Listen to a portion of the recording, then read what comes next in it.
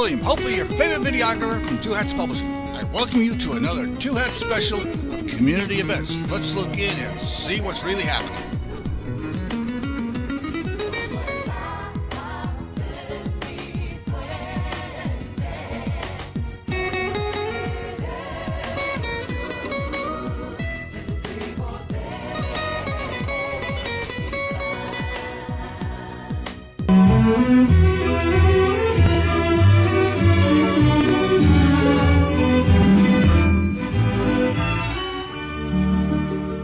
And good afternoon, and welcome to Lambda Weekly. I'm Dave Taffet, here with the late Patti Fink, who's here on time, but Lerone isn't because he's at home celebrating Father's Day with Gabrielle. She wanted him full-time. I said, bring her to the studio, and apparently that's not full-time enough, so because he'd have to pay attention to our guest and whatever. Well, happy Father's Day, Lerone and Danny, and all the fathers out there. And, yeah, and happy Father's Day, whatever. You know. Well, before we get going, I'm real sentimental about those kinds of things. Yeah, whatever. I want to congratulate you, David, Thank you. Your new role now as a cheerleader for the Dallas Wings. But a cheerleader puts you in the ranks of George W. Bush and Rick Perry, two of your favorite people. They are two of my favorite people. Except I was cheerleading for some lesbians. There's a difference there. There is a difference there, because I bet George W. Bush never said, "Go lesbians." It's not exactly what I said. And but probably not Rick Perry either. Right. Do you know what was funny was, so I'm on my way over to the College Park Arena, and I'm thinking, okay, so they called my office and asked if one of us would like to lead the cheers. Everybody said, yeah, David will do it, because they knew I have a big mouth. So I'm on my way over, and I'm thinking, because I've been to lots of Dallas Wings games, and I'm thinking, they don't have cheerleaders. So when I get there, they're explaining to me, no, you'll just go center court with this big drum and just bang the drum real loud and just scream at the top of your lungs, because we don't have a microphone for you. Let's go Wings, but it echoes through the arena. So it worked, and so I did it. So afterwards, I'm taking pictures of the game because I have this wonderful new camera that catches action real fast. I just love this new camera. Like, I have several pictures of the ball actually in the basket. I'm excited that I was able to do that. And I'm, meeting people. So, like, I met Pam Gerber, who's on the mayor's task force, and she's sitting there with Suzanne and a couple of friends. And I said, she just looked at me, shaking her head, and I said, well, did you get pictures of me out center court? She said, no. She said, I'm looking, you're walking out center court, and I'm thinking, what the hell is David Taffet doing on a basketball court? As did thousands of other people. Hey, I have sports experience. I was in Friday Night Lights. I wrote a story about our guest today, which makes me senior sports reporter for the Dallas Voice. Our guest is Todd Maria. He just won an international cup. Yes. Congratulations. Thank you. It was the Hoagland Cup, which is part of the Bingham Cup rugby tournament that was held in Amsterdam this year. Brought it home for the United States, got invited to the White House, or did you? I'm still waiting for that invitation. I don't think it's going to be coming anytime soon. I don't think our president really has gay rugby, international gay rugby, on his radar right now. So, yeah. Well, he might think that you would actually accept, since so many others have turned him down. He's like, maybe he'll give it a good old college try and see if you'll come. I'm a pretty busy guy, so I don't know if my schedule will be perfect. Okay, so Todd Maria, who's also known as Bruises McGee, where did you get that nickname from? Bruises McGee is a rugby nickname that I just sort of inherited over time. I tend to get bruises very easily, probably because I'm, at the time, was pretty ruthless in my tackling and maybe poor form or whatnot. Yeah, so Patti. Patti, yeah. She's bruises as well. And then I just sort of took it on as my Facebook profile because I was, at the time, not into Facebook for like 5 years ago or 7 years ago, whatever, when I started it. And my friend said, just be Bruises McGee. And so it sort of just has evolved into my name. Okay, so we have to ask, rugby is similar to American football. You decided to play rugby. It may be the ball. Yeah, the ball he gave me one. It's 2 inches long. No. Bigger than a football. It is bigger than a football. Okay, but here's my question. Why do you hate America? I don't hate America. I love America. I've been asking that to all the rugby team. And they're looking at me like I'm out of my mind. You play this foreign game of rugby. Yeah. I prefer rugby just because of the game. You know, it's fast paced. It's you still tackle just like football. You have to use better form though. But do you wear helmets and padding and matching capri pants? Matching capri pants might work. Then we wear short shorts with socks. And we have no pads. Our slogan actually is "No pads, bigger balls," because of the rugby ball is bigger than a football. So That's awesome. Yeah, I just prefer that. It's just a fast-paced game. Okay, so rugby and American football were both developed about the same time in the late 1800s. The rules were a little bit, they started off the same and they went off in two different directions. One of the places where rugby was developed was Canada, and when U.S. teams like from Minnesota or from northern New York would go across the border to play, what they would do is they'd just decide on which rules they were going to use. And so the games were more similar, and then they became a little bit, more and more different, and so those teams couldn't play each other anymore, and professional teams came in the United States. What I think is interesting is, Patti, do you know why in American football we call it a touchdown? No, I don't. It has nothing to do with American football. Right. Do you want to tell the story? I'd like for you to tell it. Okay, so here's what happened.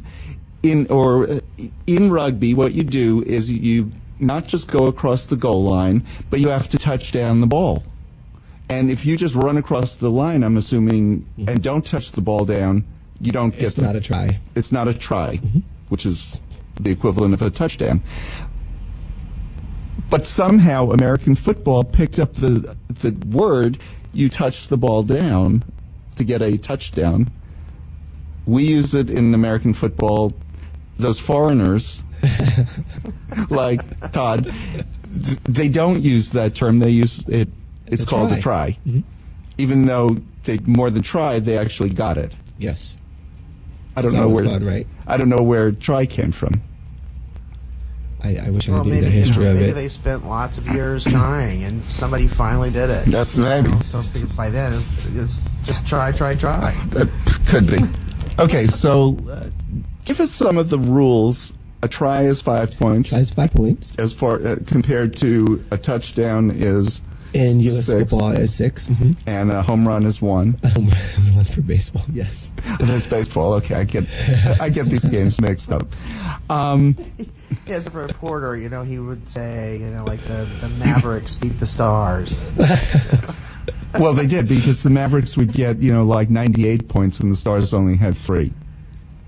And who cares about the teams? They weren't playing each other, but we don't care about those other teams, right? So I just give our teams scores. Okay. Makes sense to me. Okay, so you move the ball a little bit differently. Explain how you move the ball. Yeah. So rugby, it's a continuous fight for possession, really, is what rugby is. And so in that course of moving the ball, you can only move the ball, you can only pass the ball backwards or laterally. So there's no forward passes in rugby. Okay, so that doesn't help move the ball forward, especially if you're throwing it back. But advancing the ball by having your players run to gain yardage is how you move the ball forward. Why would you throw it back? That's the rules. You can never throw a forward pass. No, but why would you throw a backward pass? If you're being chased? So if I'm being pursued and my team is in support and they're behind me, I can throw the ball out to them behind, and they can sprint forward and advance the ball that way. Okay. And that happens very frequently. And sometimes in life you have to go back before you can go forward. True. I was going to say, she's so deep and philosophical today, I'm not even sure what to say to her other than, thank you, Patti. You're welcome, Sports David. brings that out in her. I guess I've never seen that side of her because she's as sports-minded as I am. She likes to make fun of me. Okay, so how do you only run as one player or? So the rugby field is split up between two packs, really. There's like a forward pack, so players 1 through 8 comprise the forwards, and then players 9 through 15 are the backs. And so the forwards are sort of the ground and pound guys. They're the guys that really make up the scrum. If there's a penalty, there's a scrum down.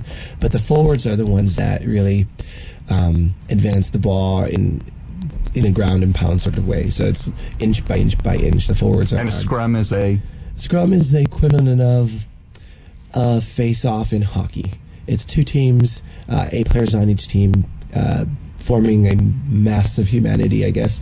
And the ball gets put in the middle, and whichever side the ball comes out of is where who gets possession of the ball. See, I always thought that a scrum was like a huddle, but it's not. No, there's I mean, no- it is a huddle, but it's not. Yeah. You're not huddling to You're give not information. huddling for discussion or anything like that. You're fighting for the ball, possession of the ball. And a scrum just and, sounds and agile software development is the thing too. So just throwing that out there for the geeks of that listen. That's not. You're not developing software while you're doing this. No, there's Okay. not that. There are no scrum masters, no. Our scrims are way less fun, I'm sure. Have you ever do had it, to explain the game to people who know nothing about what you're talking about, like us? Absolutely, yes. Oh, okay.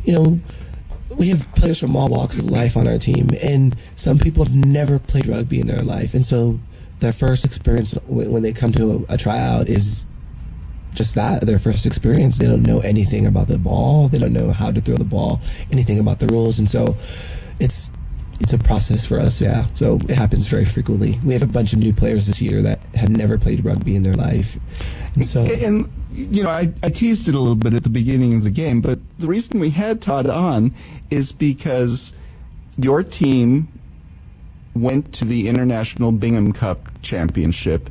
There are 3 tiers, right? yes, Okay, and you went as Team 3 defending champions, correct. but got pushed up to Tier 2.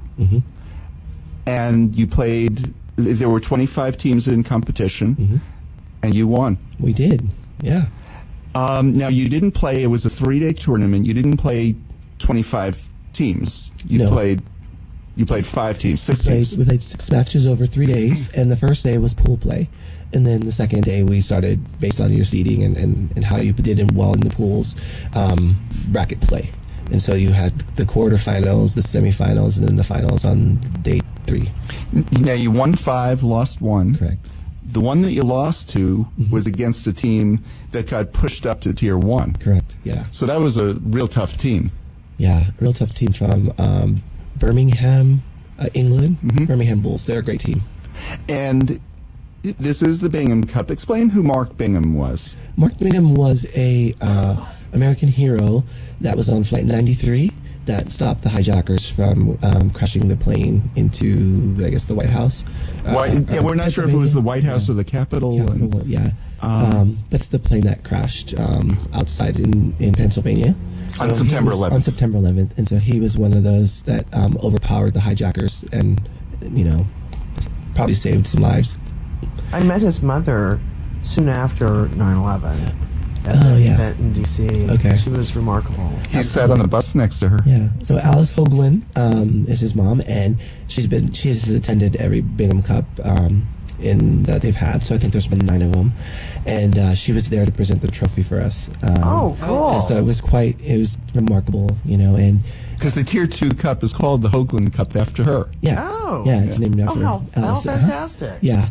And I was telling David the story when we talked about earlier. She sat on the bus with me on the way to the finals, the days of the finals, and I remember just talking. And this is my 7th Bingham Cup, and she was like, "Yeah, it's nice that you keep coming and whatever." And I said, "Well, we're gonna play for your cup today," and she said, "Boy, then you should win." you go and win it. And I said, well, that's my intention. I hope that we will. And then we just chatted about Mark, and she shared some like road trip stories and whatnot. And so it was nice. It was a good thing for me. I think nerves are high. I play as well as coach, and so on the day of the finals, your nerves are kind of, so having her presence there and just kind of diffusing, some of my anxiety on the way to the tournament final was really nice, and to get the trophy from her was really kind of cool. So when you did get the trophy from her, did she acknowledge you did what I said? No, I don't remember that piece. I remember the hug. There's a hug, and a lot of congratulations. So yeah, that's so cool. Yeah. Congratulations Thank again you. from us. That's a great thing. Thanks. I'm so glad they have this tournament in honor of him, because he was a big rugby player for years. Yeah. He played with University of Cal, I guess, and helps to start the San Francisco Fog, which is one of the oldest international gay rugby teams around, and helped also, I think, Washington D.C. and the New York team kind of get their footing. And so he's done a lot for rugby in the United States. And yeah, it's just a great tournament to have, and it's a wonderful tribute to his legacy. And it's just great. It's every 2 years, so it's fun. Awesome. Awesome. It's not that I had never heard of rugby. I never heard of American rugby teams before September 11th. They were trying to talk about something good that came out of September 11th, and Mark Bingham was the one good thing, and they were talking about him, and then it was like, oh, he's a gay man. And, places like Fox News didn't know how to deal with that the one hero of September 11th, who kept people from being killed, was a gay guy. Yeah. And that really should be emphasized, because on the other 3 planes, I'm sure those people knew that they were being hijacked, and it's unusual for a passenger to get up and do anything. Here's the other side of that story. I was at Ray Nasher's house that morning. From the Nasher Sculpture Center. It was before the Sculpture Center was built. His house was the museum, and it was an amazing place. Hadassah Lieberman was there, Joe Lieberman's wife. Joe Lieberman had just run for vice president at the time. And I was talking to her, and she got a phone call, and she said, "Hello, Joey? Joey, yeah, I can't hear you." And she said to me, they're running into the tunnels underneath the Capitol. They think this is going to happen there, too. And that was the plane. Oh, wow. Yeah. But, wow. So that's the other side of it. That's whose life he saved. Not life, but the entire Congress was going to shelters underneath the Capitol. And there was another gay man of note.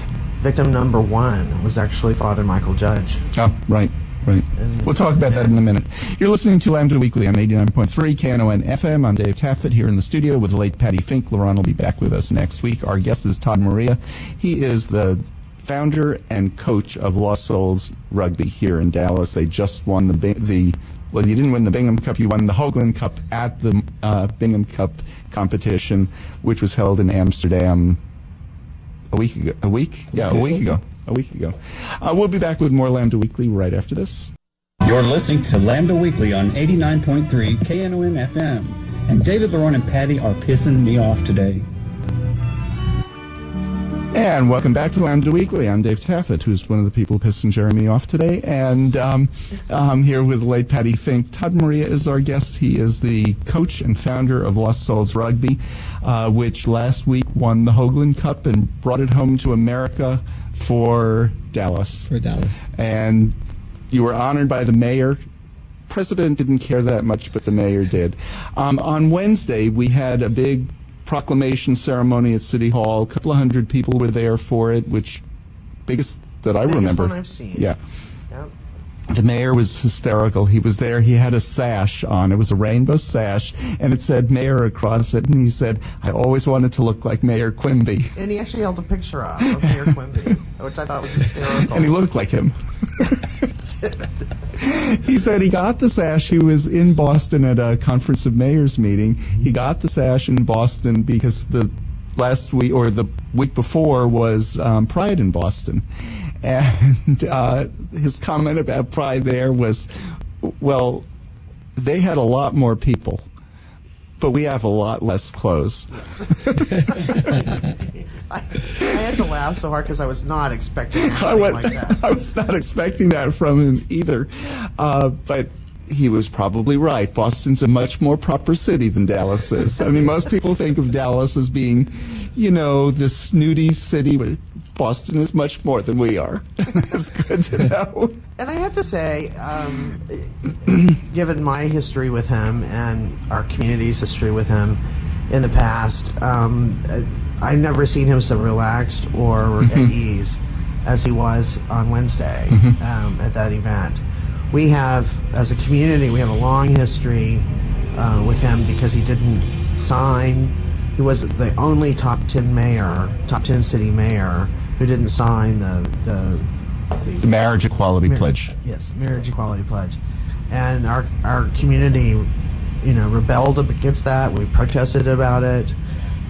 When he was running for office, an organization I've been very active in, the Dallas Gay and Lesbian Alliance PAC, actually endorsed somebody else but put a warning on him because we felt he was going to be more supportive of business rights than civil rights. And he has made an amazing transformation. He even said to me one time, I saw him at some election party or something, I was with Pam Gerber. Pam said to him about something that he did, like not signing that pledge. She said something to him about, and he said, I know, my son said the same thing to me. And so he was getting pressure from home too on that. But I think when the Ebola crisis hit, he really opened up as an incredible human being. He tapped that well of compassion inside him and really shone. And then he had really kind of loosened up, I think, by the time the 7/7 shootings happened with the Dallas police officers. And I think he really began to see his job as mayor not so much to increase business for the city of Dallas, but as to be a leader of the people in the city of Dallas. And he was extraordinary on Wednesday. I thought he was so comfortable with us, and I thought, I wonder if he's like this with every group he goes out and talks to or who comes to City Hall. And I just thought it was wonderful. You mentioned the Ebola crisis. I remember he came to one of the mayor's LGBT task force meetings, and he sat down next to me, and I looked at him and I said, gee, things must be really bad out there with the Ebola crisis if you would rather be here at a mayor's LGBT task force meeting. He just started laughing. I said, we're underneath City Hall. You can't be found. And a lot of task force members can't even find the room. Right. So, yeah. So, and we're talking to Todd and Maria. Last week, you brought home, Todd, the Hoagland Cup.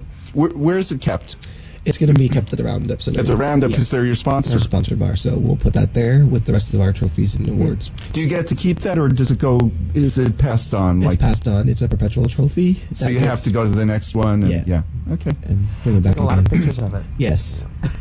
We plan on having our players have a week with the cup, and they'll be able to do whatever they need to. We'll take lots of pictures and, great. Get memories.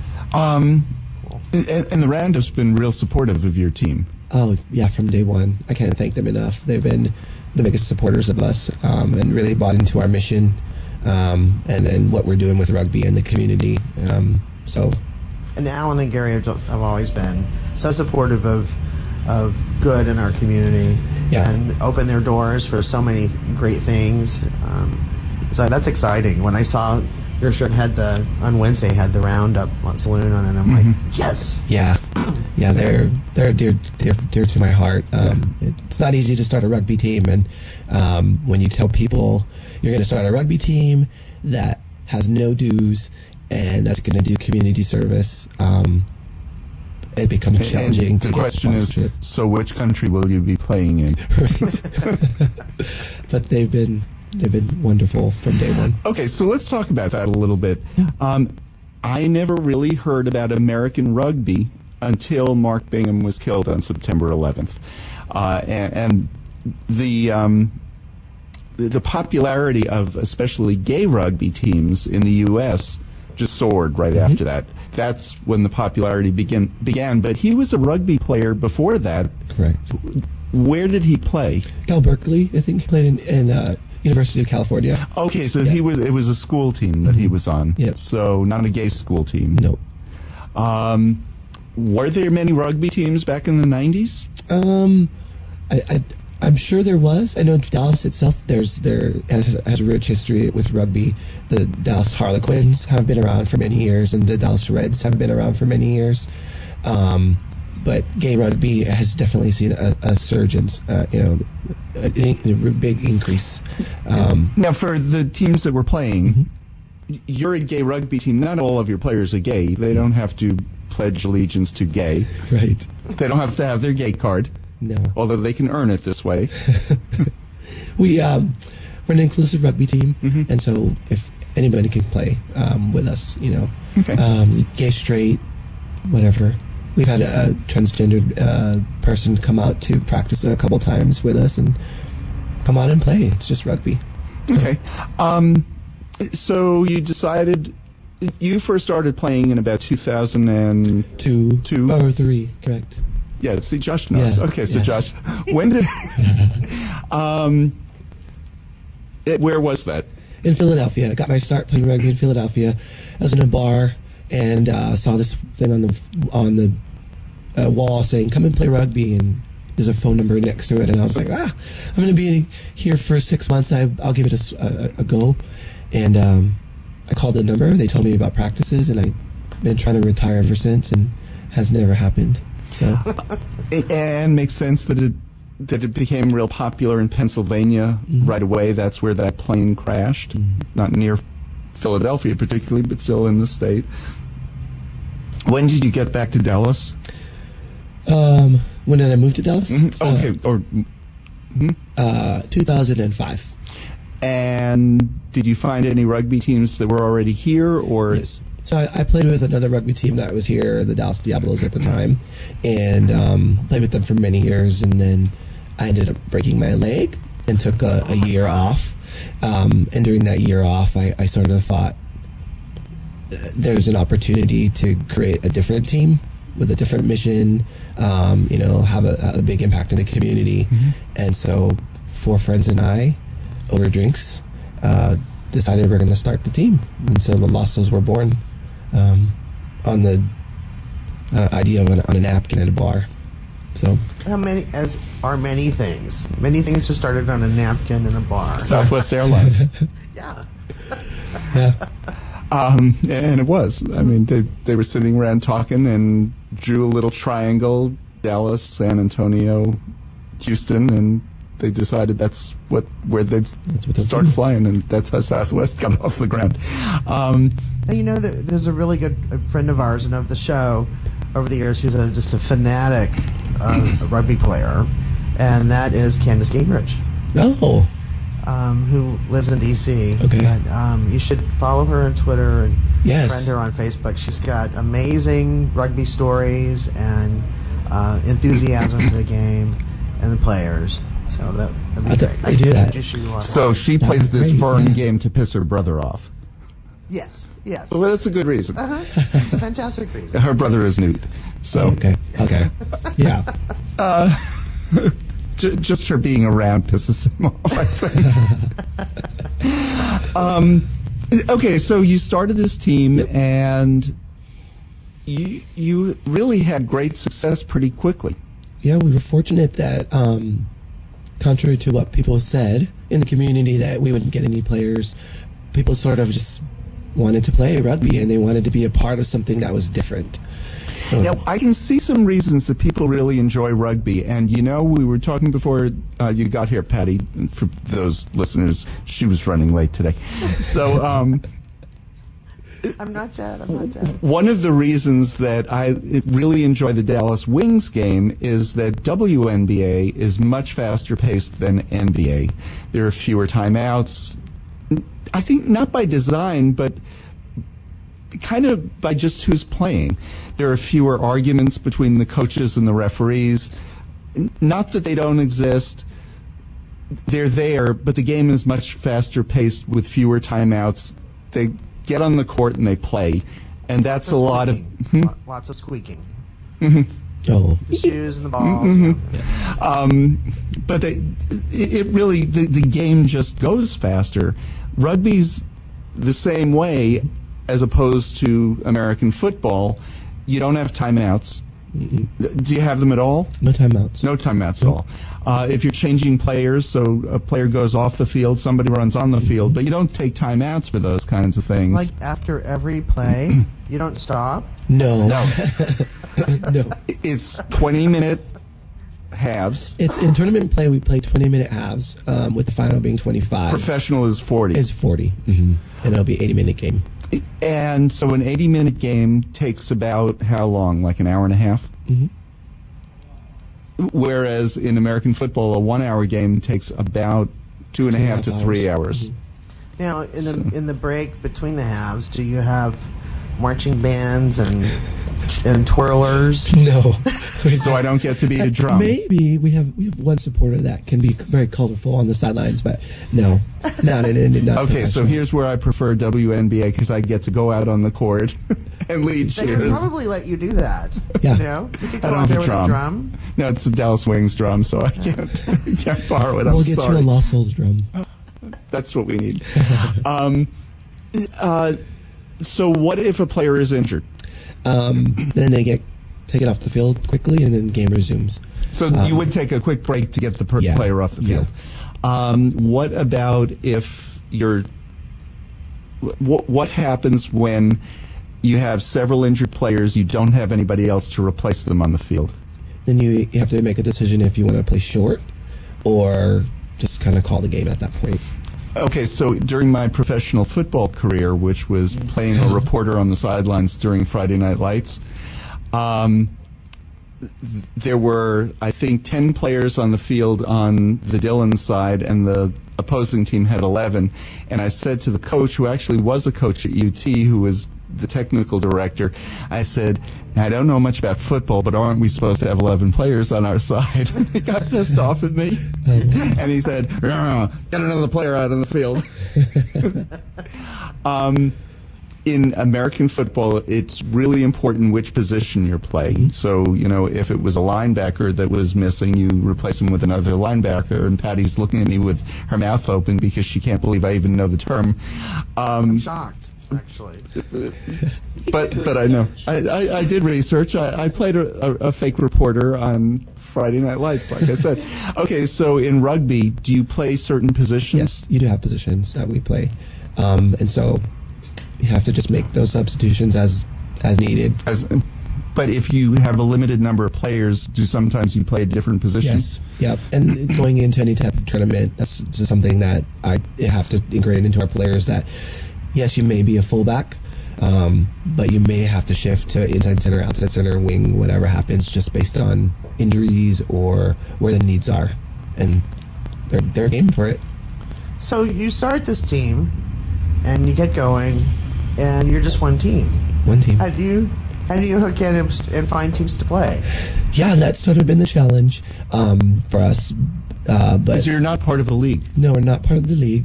We pay dues to the Texas Rugby Union because you have to in order to get sirs and whatnot and referees, whatever. But it has been a little bit of a challenge. We're fortunate that we have local teams here that are willing to play us, and so we've been able to schedule some friendlies in and around that. We also travel at least twice a year to different cities to play other IGR teams. So that's a big part of what we do of our team to try to maintain the schedule. We'll have New Orleans coming up here in Pride. It'll be our Pride Cup. We'll have host a team from New Orleans, and then we'll go to New Orleans in October. So in the upcoming fall season, What is the season? at least. When does the season run? We do our fall season from August, ending of August until first week of December. And then we take a little break to enjoy holidays and just take some time off and resume in February. And we go till about May, June. And where is there a rugby field here? Because it's a different size. Yep. It's a football field is 100 yards. A rugby field is 100 meters. White Rock Lake. There's a pitch there. It's on Buckner and Buckner and Lake Highlands. Lake Highlands. There you go. Yeah. It's my neighborhood. Yeah. So you do have rugby pitches We here do in have Dallas. There are Pitches women here. who play there too.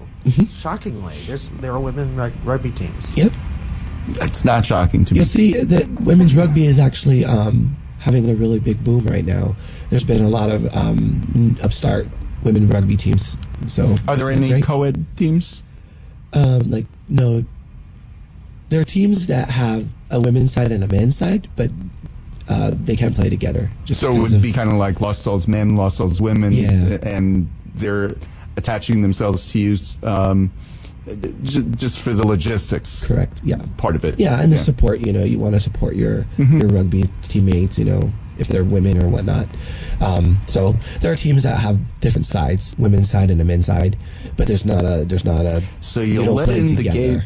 the straight men, but not the lesbians. Very nice. Very Well, at nice. least it would be Lost Souls men and Lost Souls women, and not Lady Lost Souls.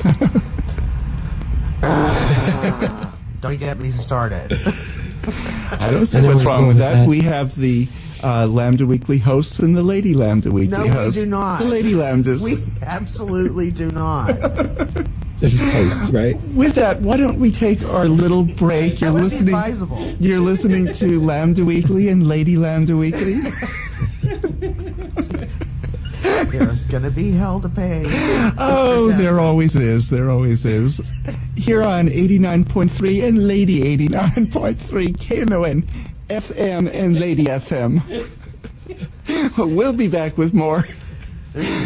See, Todd, I told you we take this very seriously. Yeah, that's It's great. going to be. That's It's going to be just. If David returns after the break. If I'm back after the break, if not, we'll just be playing some music.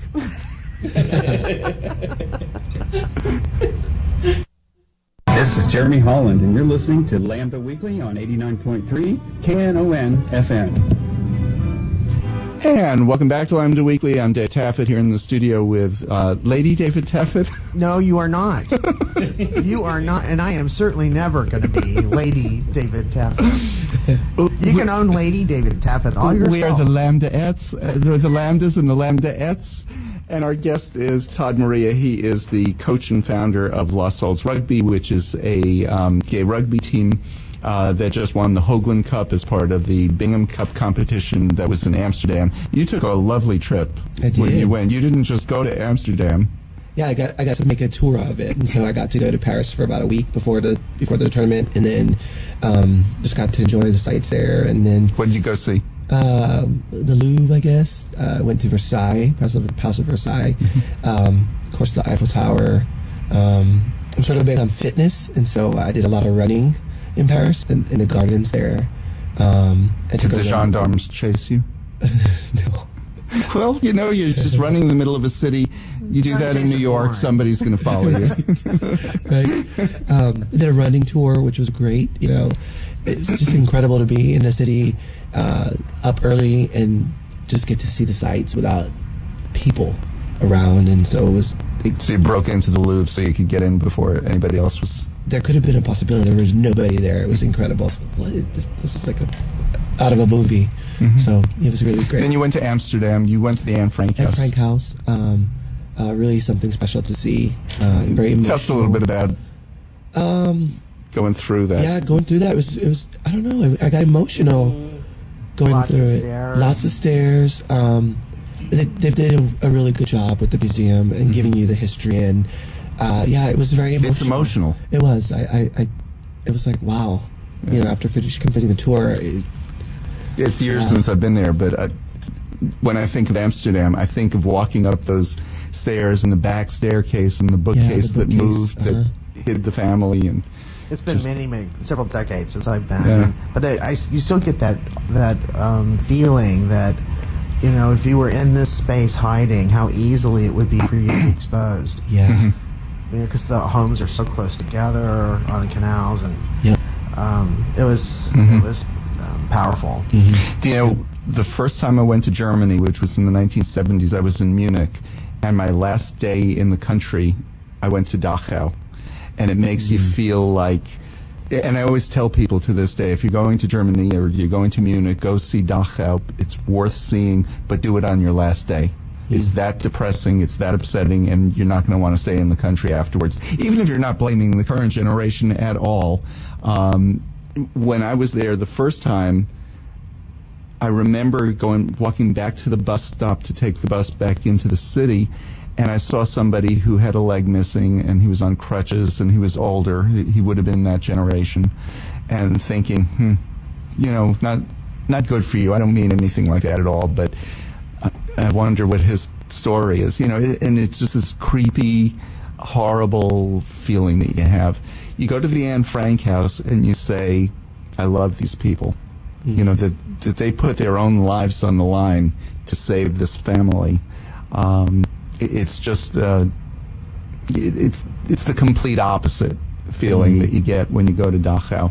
So, you know, when you go to Amsterdam, go to the Anne Frank house and do it any time during your visit, because, in fact, do it early in your visit, because it'll tell you who these people are. They're just exactly what people should be. So, and it's years since I've been there, and I still, you know, just thinking about it, when you said you went to the Anne Frank house, because we were talking a little bit on Facebook, because Todd was sending me all the scores so I could put him in the Dallas Voice, and he told me he went, and it's like I just had all these images from Amsterdam. And then you have an opportunity, as I assume, as you're approaching Amsterdam, maybe you went from Paris to Amsterdam by train. Train, yes. The incredible fields of like purple and then red and then yellow, because they grow tulips and other kinds of flowers en masse. Yeah. Isn't that just the most It's magical, striking? yes. Magical is the word. Yeah. Absolutely. Do you know, I went to school in Albany, New York, and Albany's sister city is Amsterdam, and they send tulip bulbs, and it's the same northern climate, so they grow just beautifully there. And that's my other image of Amsterdam, is all the tulips that grew in Albany that came from Amsterdam. So, with Lost Souls, part of your mission is community service. Absolutely. I know I participated in one of your events earlier this year. Tell us what some of the things are that you've done. This year we've done a school supply drive. We've done that annually since our inception. We work with the Resource Center, and we serve Thanksgiving meals for the patrons of the Resource Center. We do a toy drive benefiting a school for at-risk youth. And so we were able to collect over 600 toys so that every student was able to get a toy this holiday season. We've done a sock drive for Outlast use. That's the one that we took money from the Bryan Fund, and I bought a pool table full of socks. Yeah. Because, yes, that is a measurement. That's the proper way to measure That's socks. the way you measure socks, is by pool tables. I bought out, I think, $2 dollar stores worth of socks. Yeah. Just filled the car. We brought them in, and but that was from money that was donated after Brian passed away. Yeah. So we still have money in that fund. So we'll participate next sock drive or whatever it is that you do again. Why is that an important part of rugby? For me, the reason it's a part of our culture is I want people to be bigger than themselves. I played on different rugby teams and in team sports where you're just focused on winning and you're focused on your brand. I'm a Cowboys fan or whatnot, but I want people to be bigger than themselves. Better. You're impacting the community at large. You play rugby hard, and we work hard at honing our craft But at the end of the day, you go home and you have to have a bigger purpose as well. And I want our team to sort of get that. I want our players to feel that, and that that they can connect into the community and make a positive impact. I use the toy drive as like a big thing when I'm telling our players about our team, because when you think of a toy, you think, oh, okay, it's fun, it's cute and everything, but you don't people underestimate the power that a toy has and the impact that it has on someone. And so, if you're a child growing up, and many of these kids that get our toys, they're maybe in foster care, or they maybe come from a situation that's less than ideal, and for them, that one toy is the one thing that they have, and so. It's important that our team does that. Our players understand that, to give them some perspective in life, and hopefully they'll come out being better people. Not just rugby players, but better people. I want people to look back on their rugby playing career with the lost souls and think, oh yeah, our coach is a little crazy. He makes us do some hard drills or whatever, and we are a good team, we work hard, but at the end of the day, I want them to remember that the good that the team did, and the good that they did and contributed to the community in our events. And it could be that some of these kids, it's not just a physical toy, it's the thought that came behind it. Sure. The kids register that. That's, this was somebody who thought of me, and this is goodness. This is, something that I can carry with me, and next year I'll remember them. And then they'll go to one of your games and learn to break the opposing team's legs. No, we don't want you to break the legs. Oh, okay. We can beat the drum, though. You can beat the drum. Okay. I talked to a number of members of your team. Yeah. They were there at the senior prom. It was Lost Souls who were the volunteers for the prom. And I talked to them at City Hall. The one thing I heard from everybody is, why is your team so good? Because we have a great coach. What makes you a good coach? And I don't mean that in a sarcastic way. Yeah. What is it that you do that part of it maybe is the community service aspect of it that really keeps them together, not just on the field, but working together? Yeah, I think that's a big part of it. I think that's part of why we do the community thing as well. It's like a team bonding thing. I think I just work hard. I think that in the break, he'd ask me if this is my full-time job. No, I have a full-time job that's paid. This is my second full-time job that's not paid, though. I just work hard at it. I want people to learn rugby safely. I want us to be good players. And so I put a lot of time and effort into creating a coaching plan, creating a strategy that's really thoughtful. And so I guess that's maybe why they're saying that. And when you say you work full-time, you think of, well, he's an athlete, but he works with kids at Children's Hospital. One event that you need to get involved in this coming year is the Teddy Bear Party, which collects teddy bears for Children's Hospital so that each kid who goes in gets a teddy bear. And we raise thousands of teddy bears each year for that. And they'll be on again coming up. Well, I guess that's in December, so they'll be on the end of November, I guess. To be a good coach, you need to, one of the ways that coaches learn to coach and get ideas for coaching is by watching other games. In Europe, where rugby is popular, and especially in Great Britain and across Canada, they have opportunities to watch lots of games as televised. Yep. You won against 25 teams, most of those were from Europe, who get to do that. You don't get that advantage. Where do you get ideas for coaching and for plays and for strategy and I watch YouTube videos, so a lot of the games are on YouTube, so you can watch USA Rugby play Scotland or whatnot. I actually went to the World Cup when it was in Great Britain or England, I guess it was, and saw a few matches there. And then I study the game. There's coaching books that are out there. Any opportunity that I have to attend a rugby match, I'll go out there and I'll go to support local teams or just to learn as well. Yeah, and I encourage our players to do the same. I'm like, if we have a week off, go out and watch the Reds, go out and watch the Harlequins, go out and watch the Lady Quins. Just learn the game, watch rugby, watch it on YouTube, because that's how you're going to learn. Because we practice 1 day a week for 2 hours. I'm not going to teach you how to play rugby in a 2-hour session. I'm going to teach you the skills, and over time we're going to build to get to that point. But you're not going to just show up and all of a sudden be a master at rugby in 2 hours. How does somebody come onto the team who's brand new to rugby?